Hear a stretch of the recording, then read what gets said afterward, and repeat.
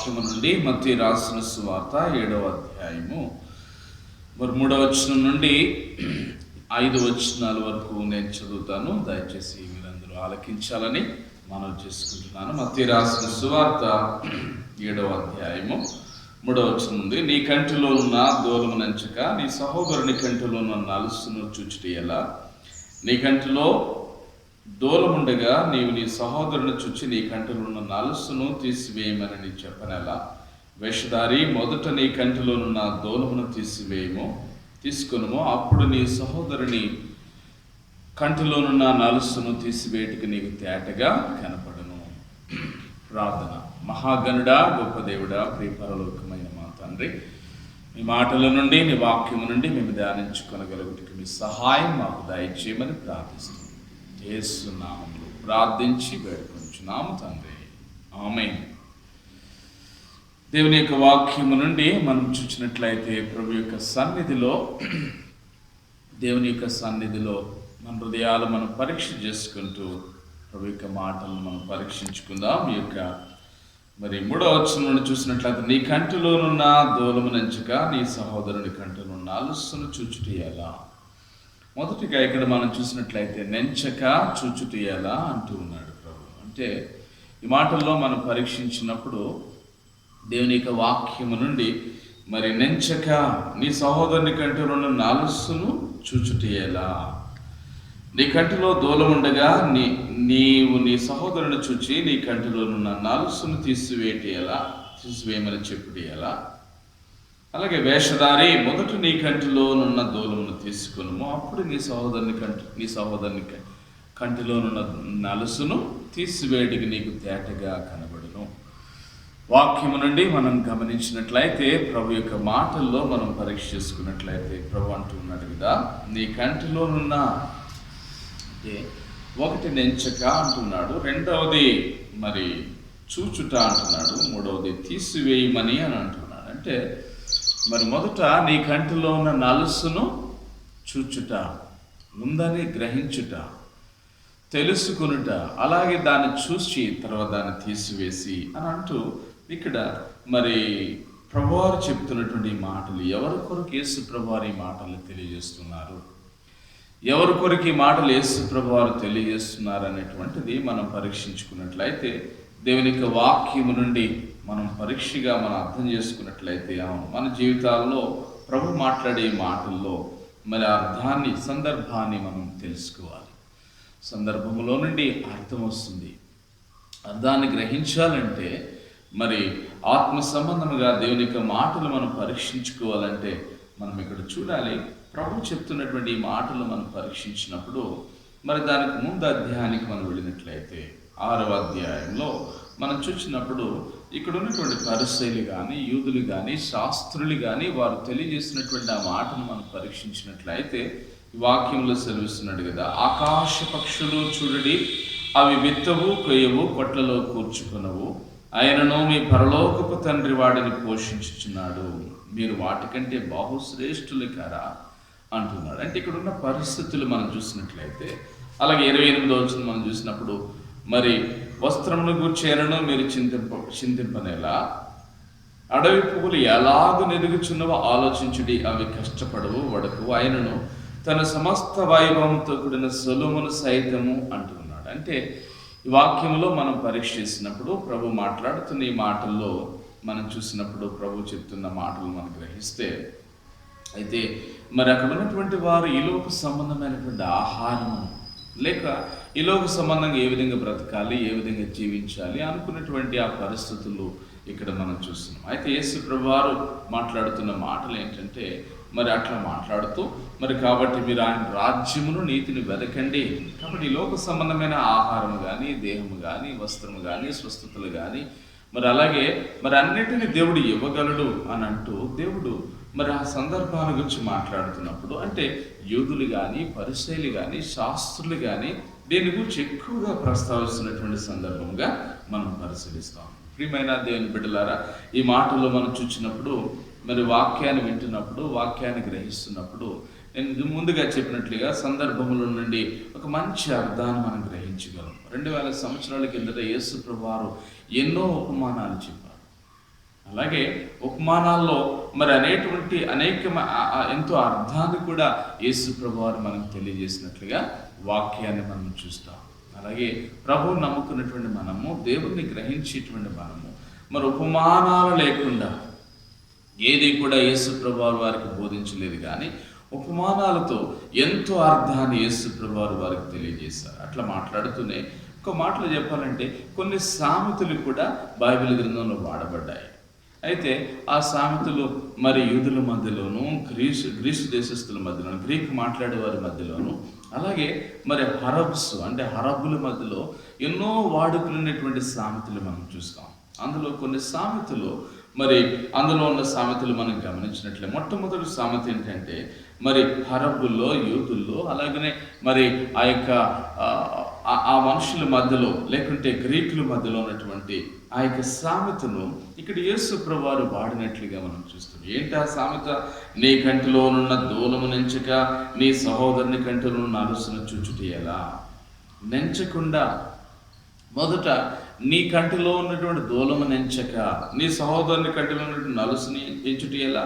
మొదట నీ కంటిలో ఉన్న దూలమును తీసివేసుకుని ఎదుటివాని నీ సహోదరుని కంటిలో ఉన్నటువంటి నలుసు అది అప్పుడు స్పష్టంగా కనబడుతుంది అని అంటూనే అట్లా మాట్లాడుతున్న యేసు ప్రభువారు అక్కడ ఉన్నటువంటి గ్రీకులను ఉద్దేశించి, యూదులను ఉద్దేశించి, హరబులను ఉద్దేశించి, అలాగే మరి వారందరిని ఉద్దేశించి వారి సామెతల్లో ఉన్నటువంటి భాగముగా వారి సామెతల్లో ఆ సామెతలను తీసుకుని యేసు ప్రభువారు మరి సూటిగా వారితో మాట్లాడుతున్నట్టుగా ఇక్కడ మనం గమనించండి.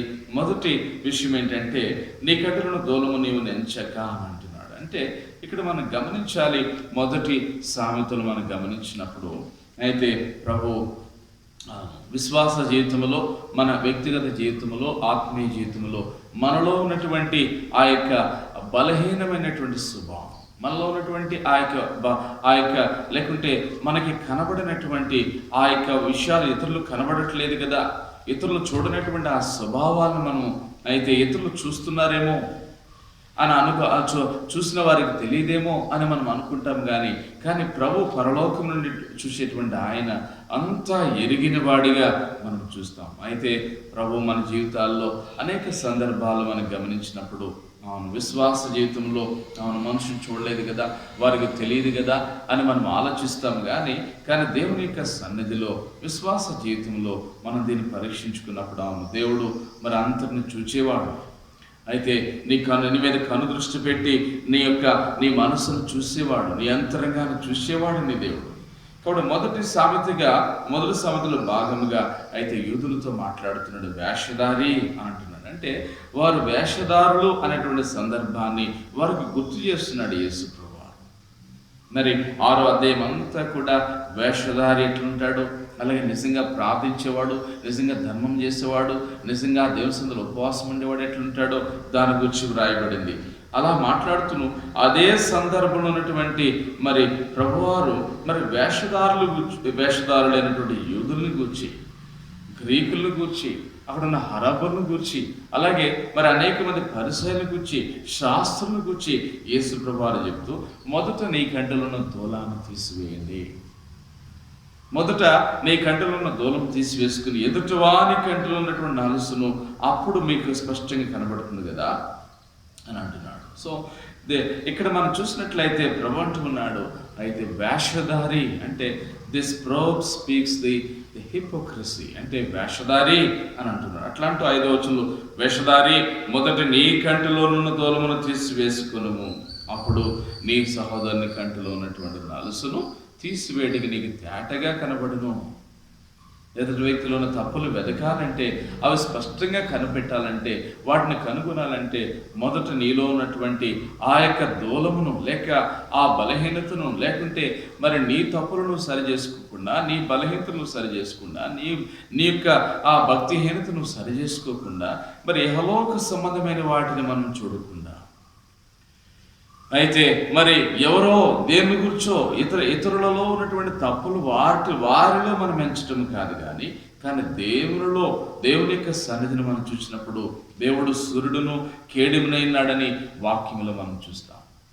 మరి అట్లాంటి సూర్యుడు కేడుమైనటువంటి దేవుని సన్నిధికి మనం వచ్చినప్పుడు మన హృదయాలు మనం పరీక్ష చేసుకుంటూ అవును, ఈ వేషధారి యొక్క మనస్తత్వము నుండి, ఇతరుల మీద నెపాలు మోపేటువంటి మనస్తత్వము నుండి, ఇతరుల తప్పులు కనిపెట్టాలనేటువంటి ఆ మనస్తత్వము నుండి మనం బయటికి రావాలి. మొదటి విషయం. మరి రెండవ సామెతగా ప్రభువారు చెప్తున్నటువంటి విషయం ఏంటంటే, మనం చూస్తే మత్తయి రాసిన సువార్త 23వ అధ్యాయంలో మనం చూస్తే, మత్తయి రాసిన సువార్త 23వ అధ్యాయంలో మనం చూసినప్పుడు అక్కడ మరి ప్రభు నమ్ముకున్న మనం ఒక మాటను మనం చూస్తాం. ఏమంటే మత్తయి రాసిన సువార్త మరి 23వ వచనం, అయ్యో వేషధారులైన శాస్త్రులారా, పరిసయ్యులారా, మీరు పుదీనాలోను, సోపులోను, జీలకర్రలోను 10వ వంతు చెల్లించి ధర్మశాస్త్రంలో ప్రధానమైన విషయములు అనగా న్యాయమును కనికరమును విడిచిపెట్టుకుని వాటిని మానక వీటిని చేయవలసి ఉండిన అందులైన మార్గదర్శకులారా, దోమ లేకుండానట్లు వడేగట్టి ఒంటిని మృంగువారు మీరే అని అంటున్నాడు. అందులైన మార్గదర్శకులారా, దోమ లేకుండానట్లు వడేగట్టి ఒంటిని మృంగువారు మీరే అని అంటున్నాడు. అంటే ఈ మాటలో మనం రెండవ సామెత ఏంటంటే, దోమ లేకుండా నట్లు వడిగట్టి ఒంటిని మృంగువారు మీరే. అంటే చిన్న అంటే డోంట్ మేజర్ ఆన్ మైనర్స్. యూతులు మరి క్రీస్తు దేశస్తులు వారు చేసినట్టు పని ఏంటంటే, చిన్న విషయాన్ని పెద్దదిగా చేసి చూపేటువంటి మనస్తత్వము వారు కలిగి ఉన్నారు. కాబట్టి ఈ మనస్తత్వంలో భాగముగా మరి వారు మాట్లాడుతున్నది ఏంటంటే, వారు ఎట్లా కనబడుతున్నారు, చిన్నది పెద్దదిగా చేసి. అవును, వేషధారి యొక్క తమ యొక్క వేషధారి ఏ విధంగా వారు వేషధారులో ఏ విధంగా వారి తప్పులను, వారి బలహీనతలను, వారి దోషములను కప్పిపెట్టుకుంటారో వాటిని సూచిస్తున్నట్లుగా ఇక్కడ మనం గమనిస్తాం. కాబట్టి రెండవ సామెత ఏంటంటే, మరి అందులైన మార్గదర్శకులారా, దోమ లేకుండానట్లు వడిగట్టి ఒంటిని మృంగువారు. అంటే దాని అర్థం ఏంటంటే, కనికరము, న్యాయము, విశ్వాసాన్ని విడిచిపెట్టి వీరు చేసిన పుదీనాలో, సోపులో, జీలకర్రలో 10వ వంతు చెల్లించి ధర్మశాస్త్రం అంతా మేము పాటిస్తున్నాం అనేటువంటి ఒక వేషధారి మనసు వీరిలో కనబడుతుంది. అంటే so the Jewish people are the Greeks, they are majoring on minors. అంటే చిన్న విషయాలను పెద్దదిగా చేసి చూపి, పెద్ద విషయాలను, అలాగే విశ్వాస జీవితంలో రక్షింపబడినటువంటి మనము కూడా, అవును, మన వ్యక్తిగత జీవితంలో చిన్న విషయాలు మనం వాటిని సాల్వ్ చేసుకోవచ్చు, వాటిని పరిష్కరించుకోవచ్చు, వాటిని తీసివేసుకోవచ్చు. కానీ దేవుని దగ్గరికి వచ్చినప్పుడు, అవును, ఆ చిన్నదాన్ని పెద్దదిగా చేయకుండా చిన్న సమస్యలను సైతం కూడా వాటిని పూర్తిగా తొలగించుకునేటువంటి ఆ మనోనేత్రాలు, ఆ యొక్క మనస్సును దేవుని పిల్లలకి ఇస్తాడు. కాబట్టి యూదులైన వీరు, మరి గ్రీకులైన వీరు, పరిసయ్యులైన వీరు, శాస్త్రులైన వీరు వారి సొంత మనస్సును అంటే మరి చిన్నది పెద్దదిగా చేసి చూపడం వల్ల సమాజంలో, అలాగే అక్కడ ఉన్నటువంటి ఆ సంఘములో, లేకుంటే మన సహోదరుల మధ్యలో, మన సొంత వారి మధ్యలోనే ఎంతో మరి ఆ సమస్యను పెద్దది చేసి మరి ఎంతో కలతలు అంటే కలహములు పుట్టించేటువంటి వారిగా మనం ఉంటాం. అయితే వాటి నుండి మనం బయటపడాలి, వాటి నుండి మనం విడుదల పొందాలి. కాబట్టి ఇవన్నీ కూడా ప్రభువు నమ్ముకున్నటువంటి మనము ఒంటిని మింగి దోమ లేకుండానట్లు వడిగట్టి ఒంటిని మృంగువారు మీరే. అంటే ప్రభు వారికి అంటే వీరు ఒక విధంగా చెప్పాలంటే అక్కడ ఉన్నటువంటి వారు అందరినీ కూడా వారి మనసులు తీసుకొచ్చి వారి మనసులు వారి మీద నేరాలు మోపుతుంటే ప్రభు వారు ఈ సామెతను ఉపయోగించి వారు ఎట్లాంటి వారో, కాబట్టి దోమ లేకుండా వడిగట్టి ఒంటిని సహితము కూడా మృంగువారు మీరే అంటూ, కాబట్టి వేషధారులను తమ మనస్సులో తమలో ఉన్నటువంటి దాన్ని యేసుప్రభు వారు బయటకు చూపిస్తూ ఉన్నాడు. చూసారా, దేవుని యొక్క ఆత్మ మనలో ఉన్నప్పుడు, ప్రభు యొక్క సన్నిధి మనలో ఉన్నప్పుడు, అవును, వేషధారిగా ఉండటానికి అవకాశం లేదే లేదు. కాబట్టి వేషధారులు మొదటి భాగం ఏంటంటే, మొదట్లో మరి నీ కంట్లోనూ దూలం తీసివేయకుండా ఎదుటి వారి కంట్లోనూ అలసు తీసివేయటం అసాధ్యము, దాన్ని చుచ్చుట అసాధ్యము. కాబట్టి అక్కడ ప్రభు ఏమంటున్నాడంటే, ఆ మాటల్లో మనం చూస్తే ఆ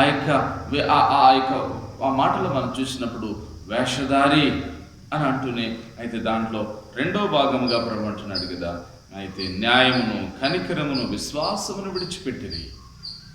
అయితే వాటిని మానక వీటిని చేయవలసి అంటే ధర్మశాస్త్రములు అన్నీ చేసినప్పుడు కూడా, మరి అన్నిటినీ చేసినప్పుడు కూడా అసలైన ముఖ్యమైన దాన్ని ఈ న్యాయము, కనికరము, విశ్వాసం, ఈ మూడు ప్రభువైన క్రీస్తుకు సాదృశ్యం.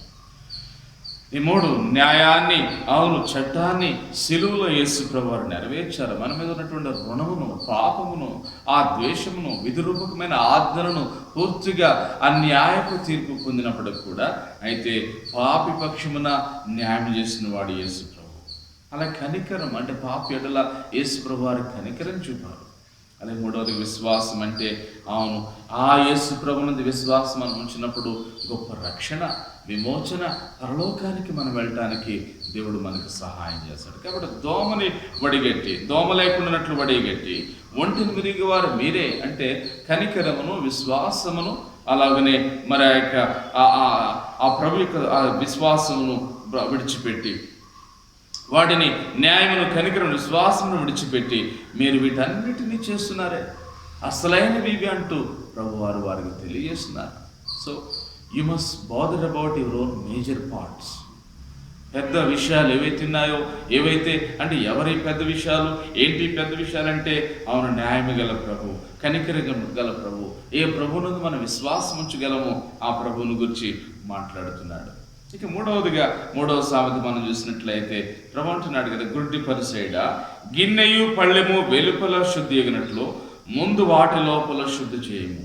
ఇదే పరిసైల గురించి ప్రభు అంటున్నాడు కదా, గిన్నెయు పళ్ళెము అంటున్నాడు. గిన్నెయు పళ్ళెముని వెలుపల శుద్ధి ఎగినట్లుగా ముందు లోపల శుద్ధి చేయము. చూడండి, మరి గిన్నె పళ్ళెం వెలుపల శుద్ధి ఎగినట్లుగా అంటున్నాయి. ఈ గిన్నె పళ్ళెంను కూడా యూదులు, గ్రీకులు ఆ పరిసైని గురించి ప్రభు వారు మాట్లాడుతున్నారు.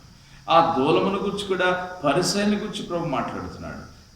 అలాగే అక్కడ మనం చూసినట్లయితే మరి పుదీనాలోను, సోపులోను, జీలకర్రలోను 10వ వంతు చెల్లించి ధర్మశాస్త్రం అంతా నెరవేరుస్తున్నామని ఆ పరిసైని గురించి మాట్లాడుతున్నాడు. అంటే మరి మూడవ సామెత ఏంటంటే, గుడ్డి పరిసైడ గిన్నెయు పళ్ళెమును వెలుపల శుద్ధి ఎగినట్లుగా ముందు వాటి లోపల శుద్ధి చేయము.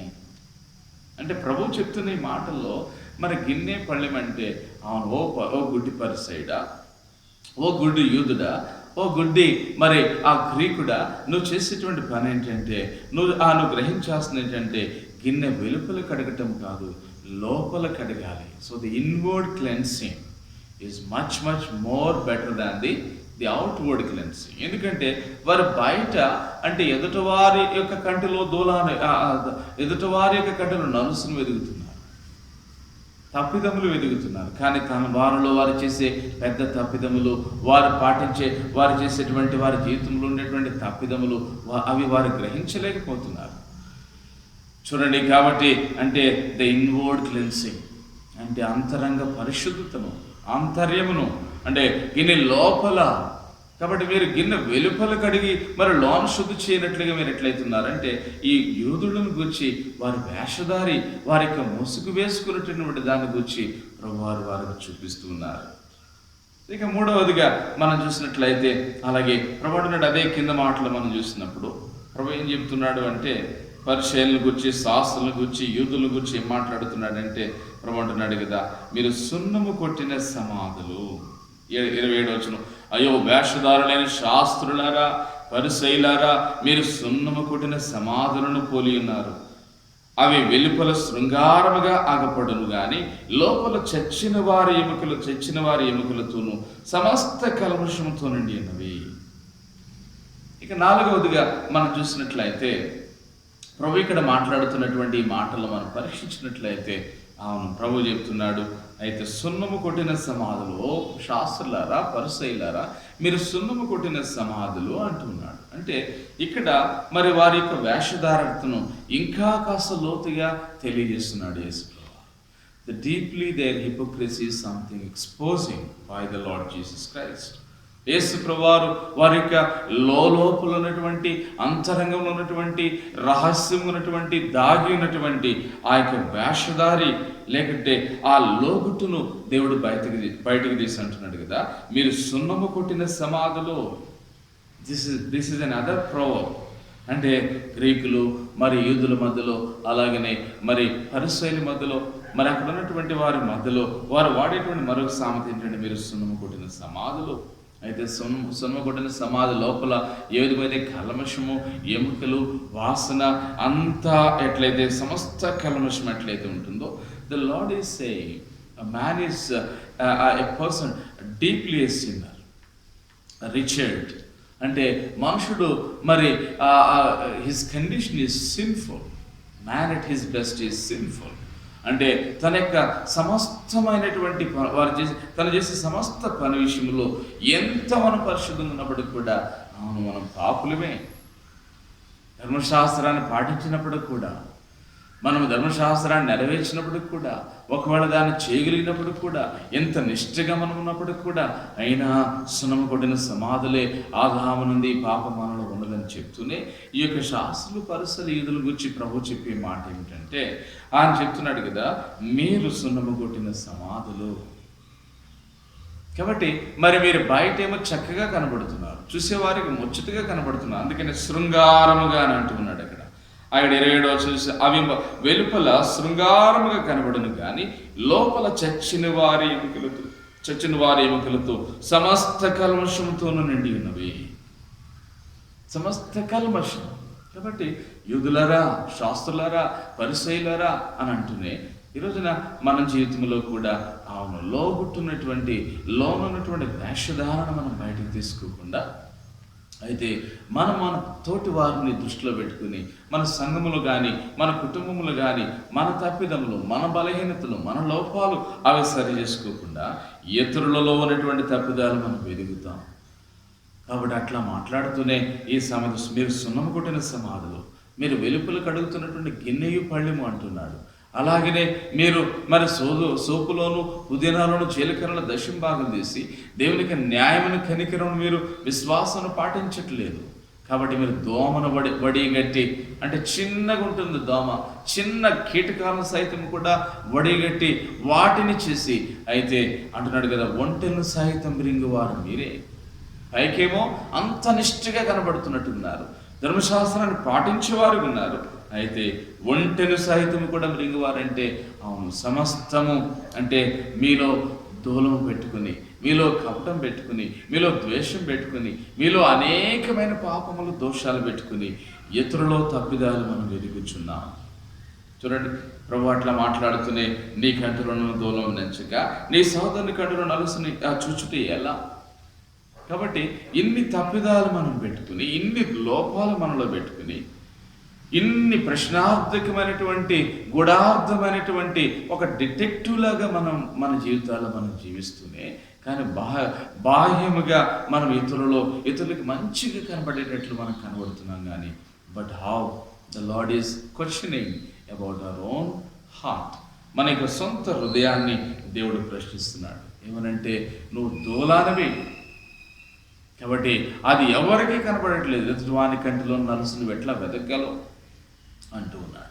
అంటే జీవితంలో ఇన్ని సామెతల ద్వారా యూదులకు ఎన్ని పర్యాయాలు యేసు వారు చెప్పిన వారు వినలేనటువంటి, అంటే వారి వేషధారణ ఎంత భయంకరంగా ఉందని ప్రభు చూపిస్తున్నాడు. ఇక 5వదిగా మనం చూసినట్లయితే, మరి వాక్యంలో మనం చూస్తే మత్తయి రాసిన సువార్త 5వ అధ్యాయం మనం చూసినట్లయితే, మత్తయి రాసిన సువార్త 5వ అధ్యాయంలో మనం చూసినప్పుడు ప్రభు మనకు తెలియజేసే ఆ మాటలో మనం చూసినట్లయితే, మత్తయి రాసిన సువార్త 5వ అధ్యాయం మనం చూస్తే ప్రభు ఒక మంచి మాటను అక్కడ మనకు తెలియజేస్తున్నాడు. ఏమనంటే, మీరు శాస్త్రులు పరిసయ్యుల కంటెను, 20వ వచనం, శాస్త్రుల నీతి కంటెను పరిసయ్యుల నీతి కంటెను మీ నీతి అధికము కాని యెడల మీరు పరలోక రాజ్యంలో ప్రవేశింపనేరని మీతో చెప్పుచున్నాను.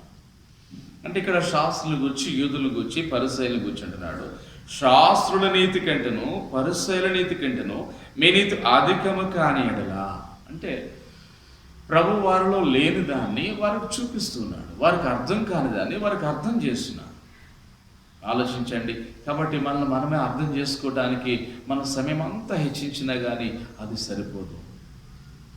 మనమే తెలుసుకోవటానికి మనం ఇంకా ఎంతైనా ఆలోచించి వాక్యమును మనం ధ్యానించాలి. కాబట్టి శాస్త్రుల నీతి కంటే, పరిసయ్యుల నీతి కంటే, యూదుల నీతి కంటే మీ నీతి అధికము కాని యెడల అంటూ ఉన్నాడు. ఏంటి అధికము కావటం అని ఆలోచన చేస్తే, ఫిలిప్పీలకు రాసిన పత్రికలో మనం చూసినప్పుడు ఒక మంచి మాటను మనం చూస్తాం. ఫిలిప్పీలకు రాసిన పత్రికలో మనం చూస్తే, ఫిలిప్పీలకు రాసిన పత్రికలో మనం చూసినప్పుడు ప్రభు అక్కడ దేవుని యొక్క సన్నిధిలో ధర్మశాస్త్ర సంబంధమైన నీతి కాకుండా ధర్మశాస్త్ర సంబంధమైన ఆ నీతి కాకుండా, చూడండి ఫిలిప్పీయులకు రాసిన పత్రిక 3:9 మనం చూస్తే, క్రీస్తును సంపాదించుకుని ధర్మశాస్త్ర మూలమైన నా నీతిని కాక క్రీస్తునందలి విశ్వాసమనైన నీతి, అనగా విశ్వాసమును బట్టి దేవుడు అనుగ్రహించి నీతి గలవాడనై ఆయన యందు అగపడు నిమిత్తము అంటూ ఉన్నాడు. కాబట్టి ధర్మశాస్త్ర సంబంధమైన నీతి కాదు, ధర్మశాస్త్ర సంబంధమైన నీతి కాక క్రీస్తునందలి విశ్వాసమనైన నీతి, అనగా విశ్వాసమును బట్టి దేవుడు అనుగ్రహించి నీతి గలవాడనై. అంటే ఇక్కడ ప్రభు చెప్తున్న మాట, అంటే శాస్త్రుల నీతి కంటే, యూదుల నీతి కంటే, పరిసర నీతి కంటే మీ నీతి అధికము కాని ఎడలా అంటున్నాడు. అంటే ఇక్కడ యూదులకు, శాస్త్రులకు, పరిసరులకు తెలియదు ఎంతో కనబడుతుంది. యేసు ప్రభు వారితో ఉన్నప్పటికి కూడా, ప్రభుత్వనే వారు జీవిస్తున్నప్పుడు కూడా, ప్రభు పక్షాన వారు ఉంటున్నప్పటికి కూడా, అయినప్పటికి కూడా వారు ఎంత వేషధారులో, వారి మనసులో ఉన్నటువంటి సమస్త కల్మషము, గిన్నె లోపల ఉన్నటువంటి అజితేంద్రియము, అంటే ఆ లోపల ఉన్నటువంటి సమస్తమును, అలాగనే మరి కనికరము, న్యాయమును, అలాగే విశ్వాసమును విడిచిపెట్టి మరి వారు చేసినటువంటి చిన్న చిన్నపాటివి చేసి దోమను వడిగట్టి, మరి అయితే ఒంటిని సైతం మృంగి వారు మీరే. పెద్ద ఆజ్ఞలు సైతము కూడా, దేవుడు చెప్పిన మాటలు సైతము కూడా వాటిని కనబడకుండా, వాటిని నెరవేర్చకుండా పై కనబడటానికి ధర్మశాస్త్రం అంతా పాటించే వారుగా వారు కనబడుతున్నప్పుడు, అయితే వారిలో ఉన్నటువంటి తప్పిదాలను దేవుడు వెలికి తీసి చూపిస్తూ ఉన్నాడు. అలాగనే అవును, ధర్మశాస్త్ర సంబంధమైన నీతి కాకుండా ఉన్నటువంటి ఈ యూదులతో అంటున్నాడు వేషధారి అని అంటూ ఉన్నాడు. కాబట్టి ఈనాటి కాలంలో మనం కూడా వాక్యానుసారముగా, వాక్యములకు సంబంధించినటువంటి నీతి లేకుండా, దేవుని సంబంధమైనటువంటి నీతి లేకుండా, విశ్వాస సంబంధమైన నీతి లేకుండా, ఆత్మ సంబంధముగా మనం ఉండకుండా, ఇతరులు మనం ప్రేమించకుండా, ఇతరులు మనం ఆదరించకుండా, ఇతరుల పక్షమున, ప్రభు పక్షమున సువార్త పరిచర్యలో, సంఘములో ప్రభు కొరకైన ఓ మంచి సాక్షిగా మనం ఉండకుండా యెహోలోక సంబంధముగా మనం కనబడుతూ ఉన్నాం. అయితే ప్రభు ఈ మాటల్లో మనకు తెలియజేసేది ఏంటంటే, అవును, క్రీస్తును సంపాదించుకుని ధర్మశాస్త్ర మూలమైన నా నీతిని గాక క్రీస్తునందలి విశ్వాసమున నీతి, అనగా విశ్వాసమును బట్టి దేవుడు అనుగ్రహించి నీతి గలవాడనై, విశ్వాసమును బట్టి దేవుడు అనుగ్రహించి నీతి గలవాడనై. ఇదే నీతి అధికమవటం అంటే మరి ధర్మశాస్త్ర సంబంధమైన నీతి కాకుండా, కానీ యేసుక్రీస్తునందు విశ్వాసమునందు నీతి. అదే అంటున్నాడు ఇక్కడ, శాస్త్రుల నీతి కంటే, పరిసర నీతి కంటే మీ నీతి అధికము కాని ఎడలా అంటున్నాడు. ఇంకా దీన్ని మనం ఆలోచన చేస్తే, నరహత్య చేయవద్దని ధర్మశాస్త్రం చెబుతుంది, విమర్శకు లోనవుతాడని ధర్మశాస్త్రం చెబుతుంది. నరహత్య చేసేవాడు, నేను మీతో చెప్పినదేమనగా తన సహోదరుని మీద కోపడి ప్రతివాడు విమర్శకు లోనగును, ద్రోహైన వాడు నరకాగ్నికి లోనగును. అలా వ్యభిచారం చేయవద్దని చెప్పబడిన మాట మీరు ధర్మశాస్త్రంలో విన్నారు. నేను మీతో చెప్పినదేమనగా ఒక స్త్రీని మోహపు చూపుతూ చూచువాడు అప్పుడే తన హృదయమున ఆమెతో వ్యభిచారం చేసిన వాడగును అంటూ ఉన్నాడు. అలాగే కంటికి కన్ను, పంటికి పన్ను అని చెప్పండి మాట మీరు విన్నారు కదా ధర్మశాస్త్రంలో.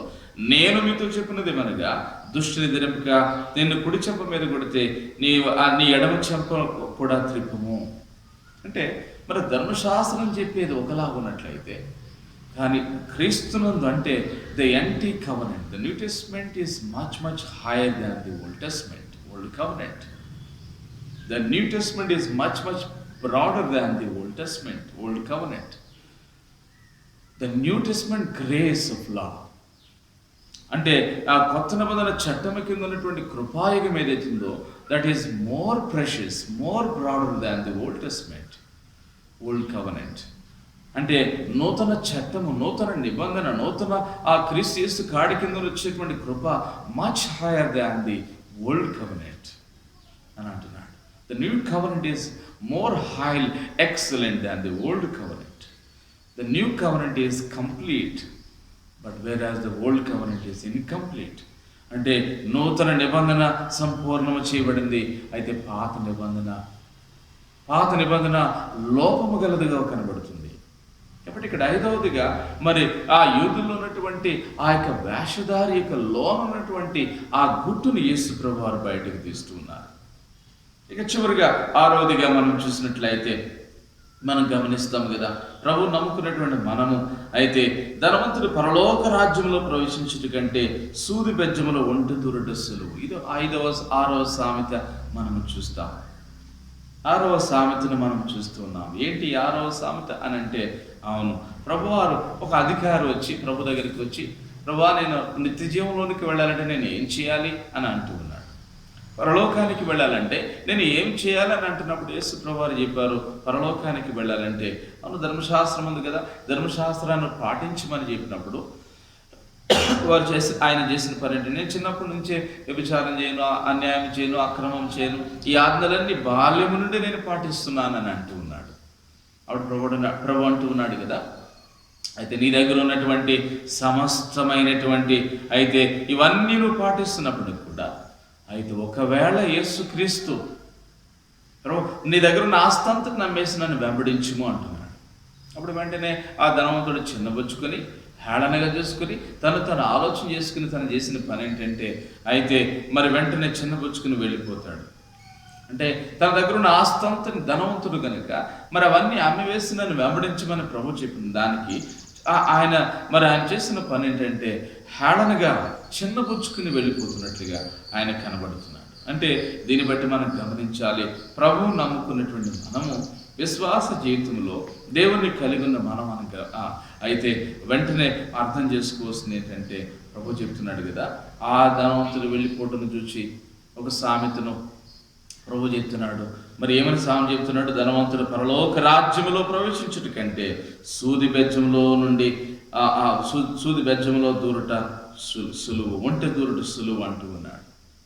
సూది బెజ్జములో ఒంటె దూరుట సులువు అంటూ ఉన్నాడు. అంటే దీని యొక్క భావం ఏంటంటే, యేసు ప్రభువారిని తెలుసుకోవడం, నేనే మార్గము, నేనే సత్యము, నేనే జీవమని చెప్పి ఆ ప్రభువును తెలుసుకోవటం అనేటువంటిది అంత సులువైనది కాదు. యూదులు కానీ, పరిసయ్యులు కానీ, శాస్త్రులు కానీ దీన్ని గ్రహించలేకపోతున్నారు. మనకి ఈరోజు కూడా మనం ఇన్ని దేశాల మధ్యలో ఇంత సువార్త, ఇంత పరిశుద్ధాత్మ కార్యాలు, ఇంత అద్భుత కార్యాలు దేవుడు చేస్తున్నప్పుడు కూడా ఎవరు కూడా యేసు ప్రభు దగ్గర రాకపోవడానికి కారణం ఏంటంటే, అవును, మనుషుడు చూసే నేత్రాలు ఆ మనోనేత్రాలు లేవు. ప్రభువును చూసే మనోనేత్రాలు లేని వారిగా వారు కనబడుతూ ఉన్నారు. అయితే యేసు ప్రభువారు స్పష్టంగా వారితో చెప్తున్న విషయం ఏంటంటే, అవును, స్పష్టంగా వారితో మాట్లాడుతున్న విషయం ఏంటంటే, అవును, ధనవంతుడు చిన్నబుచ్చుకుని వెళ్ళిపోడు చూచి, అవును, ప్రభు చెప్తున్నాడు కదా, ఒంటె సూది బెజ్జంలోనైనా దొరుకుతుందేమో కానీ ధనవంతుడు మాత్రం పరలోకమును ప్రవేశించినట్టు ఒక సామెతను ప్రభువారు వారికి చెప్తూ, ఒక ఉపమాన రూపంలో ప్రభువారు వారికి తెలియజేస్తూ, అంటే ఇక్కడ ఈ యూదులు కానీ, శాస్త్రులు కానీ, పరిసయ్యులు కానీ వారి దగ్గర ఉన్నటువంటి సమస్తమైనటువంటి లోగుట్టుకున్నటువంటి సమస్త ఆ వేషధారణ ఏదైతే ఉందో దాన్ని యేసు ప్రభువారు బయటికి తీస్తూ ఉన్నారు. చూసారా? The spirit of God searcheth all the things that is inside. లోనున్నటువంటి అంతరంగంలో చొచ్చుకుపోయినటువంటి ప్రతి బలహీనతను అది తీసేదిగా మనకు కనబడుతుంది. కొత్త నిబంధన చట్టము ఎంతో గొప్పది, నూతన నిబంధన కృప ఎంతో విలువైనటువంటిది, ప్రభు సంపూర్ణం చేసినటువంటిది. దీన్ని యూదులు, శాస్త్రులు, పరిసయ్యులు గ్రహించినప్పుడు అయితే ప్రభువుని అడుగుదా, నీ కంటిలో ఉన్న దూలాలను వెంచుకోకుండా ఎదుటి వాని కంటిలో ఉన్నటువంటి నలుసును వెంచుకున్నావు, అది నువ్వు ఎలా తీసివేయడానికి సాధ్యమవుతుంది? కాబట్టి గిన్నె పళ్ళ వెలుపలు కడుగుతున్నా లోన నువ్వు కడుగు అంటున్నాడు. అంటే నీ దగ్గర ఉన్నటువంటి, నీతో ఉన్నటువంటి, నీ పక్కన ఉన్నటువంటి ప్రభు అయినటువంటి నేను, రక్షకునైనటువంటి నేను నన్ను గమనించు అంటున్నాడు యేసు ప్రభు. అలాగే అంత మాత్రమే కాదు కానీ యేసు ప్రభు వారు చెప్తున్నటువంటి మాట ఏంటంటే, అయితే అంటున్నాడు కదా, గుడ్డి పరిసయ్యుడా అని మాట, మీరు సున్నము కొట్టిన సమాధులు, లోన సమస్త కల్మషం ఉంది అంటున్నాడు. అంటే మీరు పైకి సున్నము కొట్టినట్లుగా శృంగారముగా దీర్ఘ ప్రార్థన చేస్తూ మంచిగా కనబడుతూ మంచి బట్టలు ధరించుకుంటూ కనబడుతున్నారు, కానీ లోన ఎంత వేషధారణ ఉంది. అలాగే మరి ప్రభువు నమ్ముకున్నటువంటి మనము ప్రభు చెప్తున్నది ఏంటంటే, అవును, దేవుని యొక్క సన్నిధిలో మీరు దోమను పట్టుకుని అలాగే దోమను ఒడిగట్టి ఒంటిని సహితము కూడా మీరు మృంగువారు మీరే అని అంటున్నాడు. ఒంటిని సహితము కూడా మీరు మృంగువారు మీరే అని అంటూ ప్రభువారి న్యాయమును, కనికరమును, విశ్వాసాన్ని గురించి తెలియజేస్తున్నాడు. అంటే వారు ఎన్ని తప్పుదాలు, వారిలో కపటము, ద్వేషము, వేషధారణ దేవుడు చూపిస్తున్నాడు. అంటే ఈ లోక సంబంధమైనటువంటి దేవత ఏం చేస్తుందట? ఈ యుగ సంబంధమైన దేవత మన మనోనేత్రాలు, మన గుడ్డుతనం కలిగజేసింది. ఎందుకంటే ప్రభువును చూడలేనటువంటి, అందుకే ఈ దూలము అంటే చూడలేనటువంటి కళ్ళు ఈ లోకానికి ఉన్నాయండి. అయితే చివరిగా నేను చెప్పాలనుకున్నది ఏంటంటే, అబ్రహాము సందర్భాన్ని మనం చూసినప్పుడు 4వ అధ్యాయము, రోమీయులకు రాసిన పత్రిక 4వ అధ్యాయం మనం చూసినట్లయితే, 4వ అధ్యాయం 19వ వచనం చూసినట్లయితే, అబ్రహాము ఏ నేత్రంతో చూస్తున్నాడో చూడండి. అబ్రహాం ఎక్కడికి వెళుతున్నాడో, ఎలా వెళుతున్నాడో, ఎక్కడికి ప్రయాణం చేస్తున్నాడో అబ్రహాంకు తెలియదు. కానీ ఎక్కడకు వెళుతున్నాడో తను తెలియకయే ఆయన ప్రయాణం సాగించినాడు. నేను చూపించే దేశానికి వెళ్ళమన్నప్పుడు అబ్రహాం వెళ్ళిపోయాడు. తన నేత్రాలు, తన మనోనేత్రాలు ఎంత వెలిగించబడిన వాడిగా. ఇక్కడ యూదులు కానీ, పరిసయ్యులు కానీ, శాస్త్రులు కానీ, గ్రీకులు కానీ వారు చూడలేనటువంటి గుడ్డి వారిగా వారు కనబడుతున్నారు. వారి మనోనేత్రాలు మూసివేయబడ్డాయి. వారి మనోనేత్రాలు మూసివేయబడ్డాయి. కానీ అబ్రహాము, అవును ప్రభువా, మరి నువ్వు చూపించే దేశాన్ని వెళ్ళమన్నప్పుడు ప్రభు చెప్తాడు, మరి నీ సంతానం నేను దీవిస్తాను, నేను ఆశీర్వదిస్తానని దేవుడు చెప్పినప్పుడు అబ్రహాం అంటున్నాడు కదా, అది ఎలాగ జరుగును అని అన్నప్పుడు, నీ సంతానం ఆకాశ నక్షత్రాల వలె ఉంటుంది, పైకి వచ్చుడు ఆకాశ నక్షత్రాల వలె ఉన్నదని చెప్పేసి అబ్రహాము చెప్తున్నప్పుడు, అవును దేవుడు అలా అన్నాక మరి నిజంగా అబ్రహాము చాలా కాలం 99 ఏండ్ల వయసు వరకు కూడా అసలు వాగ్దాన పుత్రుడు ఎవరైతున్నారో ఆ సంతానాన్ని గురించి ప్రభు మాట్లాడుతూ, అయితే ఆ వాగ్దాన పుత్రుడు పుడతాడు, ఆయన ద్వారా నీకు సమస్తము పరలోకానికి నువ్వు వెళుతావు, నీ సంతానం దీవించబడుతుంది అని అబ్రహాముకు దేవుడు సెలవిస్తాడు. అలాగే అంటే అబ్రహాము చివరికి రోమీయులకు రాసిన పత్రిక 4వ అధ్యాయం ప్రకారం మనం చూసినప్పుడు, 4వ అధ్యాయం 19వ వచనం చూసినట్లయితే, అబ్రహాం వృద్ధాప్యమైనప్పుడు ఎలా ఉన్నాడో చూడండి. అబ్రహాం ఏ విధంగా కనబడుతున్నాడు? నీ సంతానం 18 నుండి నీ సంతానం ఎలాగ ఉండినని చెప్పిన దాన్ని బట్టి తాను అనేక జనములకు తండ్రి ఎగినట్లు నిరీక్షణకు ఆధారం లేనప్పుడు అతడు నిరీక్షణ కలిగి నమ్మాను. అంటే శాస్త్రులు, యూదులు, పరిసయ్యులు వారికి ఈ విశ్వాసము, ఈ వెలిగించబడిన మనోనేత్రాలు ప్రభు దగ్గరే ఉండి మాట్లాడుతున్న మాటల్లో మరి ఆంతర్యాన్ని, ఆ గుడార్థాలను కనిపెట్టలేని వారిగా వారు ఉన్నారు. అట్లా అంటూ ప్రభు అంటున్నాడు కదా, అబ్రహాం విషయంలో నిరీక్షణకు ఆధారం లేనప్పుడు అతడు నిరీక్షణ కలిగి నమ్మాను. మరి అతడు విశ్వాసమునందు బలహీనుడు కాక రమారమి 100 ఏండ్ల వయస్సు గెలవాడై ఉండి అప్పటికి తన శరీరం మృతతుల్యమైనట్టును శారాగర్భమును మృతతుల్యమైనట్టును ఆలోచించిన గాని అవిశ్వాసమున దేవుని వాగ్దానమును గూర్చి సందేహింపక దేవుని మహిమపరిచి ఆయన వాగ్దానం చేసిన దాన్ని నెరవేర్చుటకు సమర్థుడని రూఢిగా విశ్వసించి విశ్వాసం వలన బలమునందెను. చూసారా? అందుచేత అది అతనికి నీతిగా ఎంచబడింది. చూసారా? అది అతనికి ఎంచబడిన అతని నిమిత్తం మాత్రమే కాదు, కానీ మన ప్రభువుని యేసును మృతుల్లో నుండి లేపిన వారిని విశ్వాసం ఉంచిన మనకును ఎంచబడినని మన నిమిత్తము కూడా వ్రాయబడిను. అబ్రహాము వరకే కాదు, అయితే ప్రభువైన యేసుక్రీస్తునందు విశ్వాసం ఉంచి మనకు కూడా ఆ నీతి వర్తిస్తుంది. సో అబ్రహాము మరి వృద్ధాప్యం వరకు కూడా, చివరి గడి వరకు కూడా వేచినాడు. అబ్రహాము సంతానం అనబడినటువంటి క్రీస్తు గలతీ 4లో ఆ సంతానాన్ని మనం చూస్తాం. అంటే అబ్రహాము దీర్ఘ దృష్టితో యేసు ప్రభువారిని, అంటే రాబో ఆశీర్వాదాలను అబ్రహాము చూస్తాడు. రాబో ఆశీర్వాదాలను అబ్రహాము చూసిన వాడు ఉంటాడు. విశ్వాసమును గ్రహించిన వాడిగా, మనోనేత్రాలు వెలిగించబడిన వాడిగా ఇవన్నీ కూడా అబ్రహాము చూస్తున్నాడండి. అందుకని అబ్రహాములో మరి ఈ యొక్క ఆశీర్వాదాలకు అర్హమైన వాడిగా అబ్రహాము కనబడుతున్నాడు. అందుకే Hebరీ 11:29లో అవును వీరందరూ తమ విశ్వాసము ద్వారా సాక్ష్యం పొందిన వారేనను మనము లేకుండా సంపూర్ణులు కాకుండా నిమిత్తము దేవుడు మన కొరకు మరి శ్రేష్టమైన దాన్ని ముందుగా సిద్ధపరచిన కనుక వీరి వాగ్దాన ఫలం అనుభవింపలేదు. అబ్రహాము, ఇస్సాకు, యాకోబులు దేవుడు ఏ వాగ్దాన ఫలం అనుభవింపలేదో, అయితే వీరందరూ ద హీరోస్ ఆఫ్ ఫెయిత్. అంటే విశ్వాసం అనేటువంటిది ముందు చూపు, నిరీక్షించున్న మరి నిజస్వరూపం. కాబట్టి ఈ విశ్వాసం యూదులకు, శాస్త్రులకు, పరిసయ్యులకు, గ్రీకులకు లేనప్పుడు మీ కంటిలో దూలాన్ని పెట్టుకుని ఎదుటి వాని కంటను నలుసును వెలుగుతున్నారు. కాబట్టి ఇట్ ఈస్ ఎ ప్రోవెబ్. అలాగే ప్రభు అంటున్నాడు కదా, మీరు దోమన వడిగట్టి ఒంటిని సైతం కూడా మింగేస్తున్నారు, అసలైంది కనికరము, న్యాయము, విశ్వాసం అంటున్నాడు. సో అక్కడ ప్రభుత్వ యూదుల్ని లోన ఆంతర్యాన్ని బయటకు తీస్తున్నాడు. చూసారా? అలాగే మన జీవితాల్లో కూడా మనం బలహీనతలు మనం సరి చేసుకుంటూ, మీరు గిన్నె పళ్ళెం బయట కడుగుతున్నారు కానీ లోన కడగట్లే అంటే యేసుప్రభు వారు కూడా వారి మధ్యలోనే ఆ సంతానంలోనే అదే యూదులో నుండి వచ్చినటువంటి వాడైనప్పుడు కూడా but they were not in a position to understand him that is the మెస్సాయా. ఆయన రక్షకుడని మెస్సీయని వారు గ్రహించలేకపోతున్నారు. అంత మాత్రమే కాదు, అవును మీరు సున్నము కొట్టిన సమాధులు, మొదటి ఆదాము నుండి వచ్చినటువంటి పాపులుగానే మీరు పరిగణించబడుతున్నారు. మీరు పైకి మాత్రం బాగా కనబడుతున్నారు, కనలోని సమస్త కల్మషం ఉంది. అయితే ప్రభు వారి వేషధారణ బయటకు తీస్తూ ఉన్నాడు. ఇంకా అంత మాత్రమే కాదు, మీరు శాస్త్ర నీతి కంటే కూడా, పరిసర నీతి కంటే కూడా మీ నీతి అధికము కాని ఎడల అంటే ధర్మశాస్త్ర సంబంధమైన నీతి కంటే కూడా అది కాకుండా అయితే క్రీస్తు యేసునందున నీతి అధికము, అది నీలో కావాలి. క్రీస్తును సంపాదించుకుని ప్రభువును కలిగి ఉండాలి. చివరిగా అయితే అబ్రహాం ఏ విధంగా అయితే తన మనోనేత్రాలతో విశ్వాసం అనే ముందు చూపుతో చూచి మనం లేకుండా ఆయన వాగ్దానం పరిపూర్ణం కాలేదు. మనం లేకుండా అవును దేవునికి ఆశీర్వాదాలు ఆయన పొందుకోలేదు, వాగ్దాన ఫలం అనుభవింపలేదు. అయితే అబ్రహాము ముంగుర్తుగా అంటే అబ్రహాము చివరి గడి వరకు మెస్సయ్య, ఒక రక్షకుడు, అబ్రహాము సంతానం అనబడినటువంటి ఆ క్రీస్తు ప్రభువారు జన్మించబోతున్నారని అబ్రహాము తన కన్నులతో చూచున్నాడండి.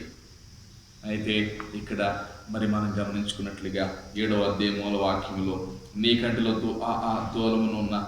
ఉన్న దూలమును ఎంచక నీ సహోదరుని కంటిలో ఉన్న నలుసును చూచుటి ఎలా? నీ కంటిలో దూలం ఉండగా నీవు నీ సహోదరుని చూచి నీ కంటిలో ఉన్న నలుసును తీసివేయమని చెప్పనేలా? వేషధారి, మొదట నీ కంటిలోనున్న దూలమును తీసివేయము, అప్పుడు నీ సహోదరుని కంటిలోనున్న నలుసును తీసివేయడానికి తేటగా కనబడదు. అంటే మొదట మనం రక్షింపబడి క్రీస్తుని అంగీకరించి మొదట ప్రభువును తెలుసుకున్న తర్వాత and then you can preach the gospel and then you can share about the testimony of Christ.